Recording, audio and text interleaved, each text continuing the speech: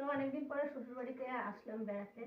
তো অবস্থা খারাপ। কালকে যাই হোক একটু ঘর দোর পরিষ্কার করলাম, ঘর ছিলাম রাতে।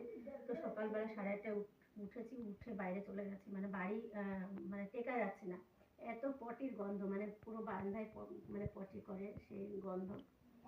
আর কলপাটরে যাওয়া যাচ্ছে না যে রান্না করে খাবো। তো যাই হোক রাতে আমি খাবার নিয়ে এসেছিলাম রাতের জন্য। আমি মানে বাড়ি থেকে আমার জন্য ভাত এনেছিলাম, আর আমার মেয়ের জন্য নিয়ে এসেছিলাম বিরিয়ানি আসার সময়। তো সেটাই রাতে খাওয়া হয়েছে। আর আমি চা খেয়ে আসলাম সামনে দোকান থেকে, অনেকটা সময় কাটিয়ে আসলাম। এখন হয়তো 10টা 15 মতো বাজে। তখন মেয়েরও খিদে পেয়ে গেছে, একটু ডিম ভাজবো। আর চালটা রেখে গেছিলাম অনেকদিন আগে, মানে খাবার দাবার তো আমি নিয়েই আসি আসার সময়, কিন্তু পুরো চালে পোকা ধরে গেছে।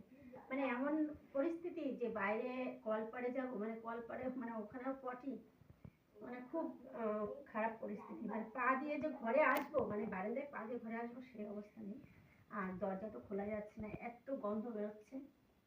তো যাই হোক জানি না কতক্ষণ থাকবো।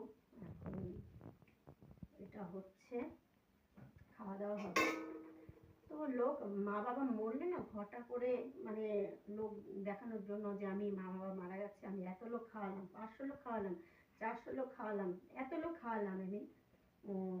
তো কি অবস্থা, মানে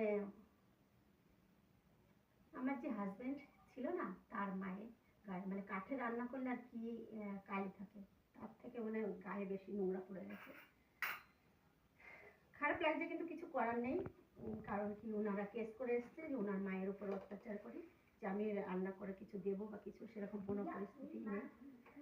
তাহলে আমি কোথাতে কি হবে তার কোনো ইয়ে নেই। কিন্তু উনি কালকেও বলছিলাম একটু জল এনে দাও, একটুখানি জল দিলাম। এখন খাওয়ার জন্য ওই যে বাইরে বসে আছে, কি বলবো, বলার কোনো ভাষা নেই। যাই হোক, করে খাই বন্ধ।